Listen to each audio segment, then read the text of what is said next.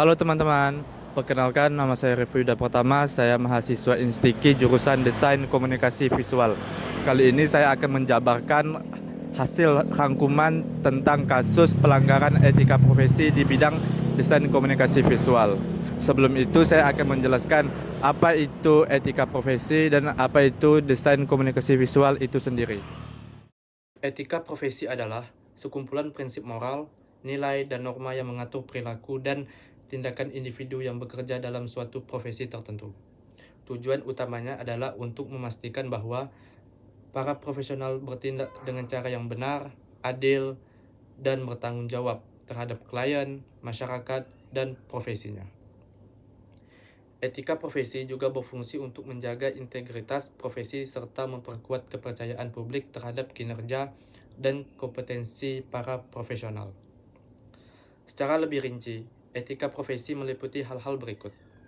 Yang pertama, kepatuhan terhadap standar moral. Setiap profesi biasanya memiliki kode etik yang dirumuskan oleh organisasi atau asosiasi profesi tersebut. Kode etik ini berfungsi sebagai pedoman bagi anggota profesi untuk menjalankan tugas dan tanggung jawabnya, sesuai dengan standar moral dan profesional. Kedua, kewajiban terhadap klien atau pengguna jasa. Profesional harus memberikan layanan yang terbaik, menjaga kerahasiaan, dan bertindak jujur serta adil demi kepentingan klien atau pengguna jasa mereka. Yang ketiga, kewajiban terhadap masyarakat. Selain bertanggung jawab terhadap klien, profesional juga harus menjaga kepentingan dan kesejahteraan masyarakat secara umum. Mereka harus menghindari tindakan yang dapat merugikan masyarakat atau melanggar norma sosial. Dan yang terakhir, integritas dan tanggung jawab. Etika profesi mendorong para profesional untuk bertindak dengan integritas dan tanggung jawab dalam bekerja mereka, serta bersedia untuk bertanggung jawab dari keputusan yang telah diambil.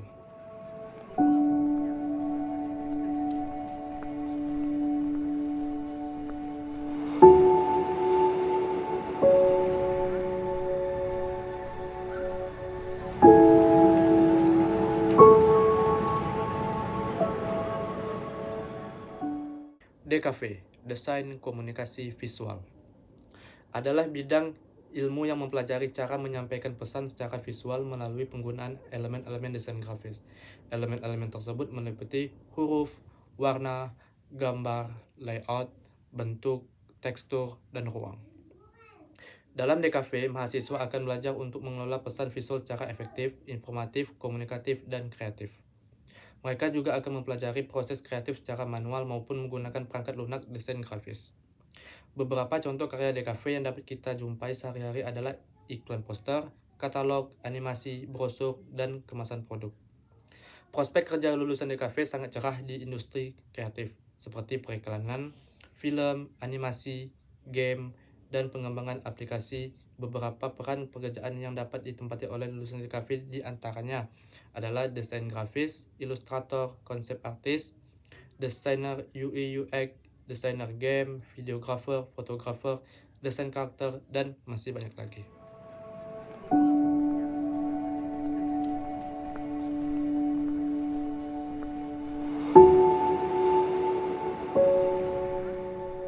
Pelanggaran etika dalam profesi desain komunikasi visual mencangkup berbagai tindakan yang tidak sesuai dengan prinsip moral dan profesionalisme yang harus dipegang oleh desainer itu sendiri. Etika dalam desain komunikasi visual berhubungan dengan cara desain berkomunikasi, mempengaruhi audiens, serta tanggung jawab sosial dan profesional yang diemban oleh seorang desainer. Pelanggaran etika dalam DKV dapat disebabkan oleh kurangnya pemahaman tentang hak cipta, kurangnya integritas profesional, tekanan untuk menyelesaikan pekerjaan dengan cepat, dorongan untuk kesuksesan atau keuntungan, lalu kurangnya kesadaran akan prinsip-prinsip etika. Berikut ini beberapa contoh pelanggaran etika yang dapat terjadi dalam profesi ini. Yang pertama, plagiarisme, penyalinan desain. Penyalinan karya desain orang lain tanpa izin atau tanpa memberikan kredit kepada pencipta asli merupakan pelanggaran etika yang sangat serius. Plagiarisme bisa berupa penyalinan elemen desain seperti logo, ilustrasi, tipografi, atau bahkan keseluruhan konsep desain. 2. Kasus manipulasi foto untuk iklan palsu. Lalu yang ketiga, mengabaikan hak cipta dan lisensi. Lalu untuk kasus yang akan saya bawakan kali ini adalah kasus yang paling umum terjadi pada desain komunikasi visual, yaitu kasus pada tahun 2012, sebuah perusahaan desain grafis di Eropa dituduh menyalin desain yang telah digunakan atau milik desainer independen. Logo yang digunakan oleh perusahaan tersebut sangat mirip dengan logo yang dirancang oleh seorang freelancer untuk klien lain.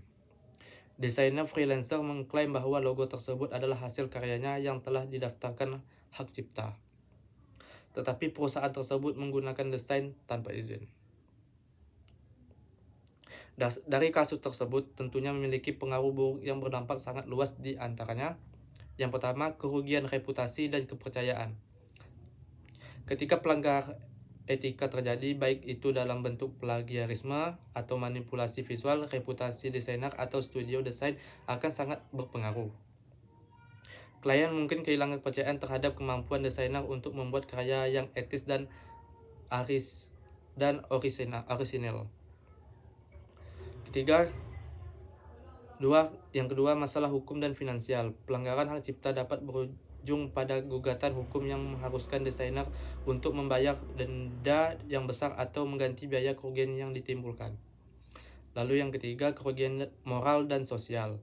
Desain yang tidak sensitif atau eksploitatif dapat menyebabkan kerusakan sosial dan moral yang lebih besar, termasuk kontroversi atau protes dari masyarakat yang dapat mempengaruhi reputasi perusahaan atau desainer itu sendiri. Sebagai seorang profesional desainer dalam komunikasi visual, sangat penting untuk memiliki pemahaman yang kuat tentang etika profesi.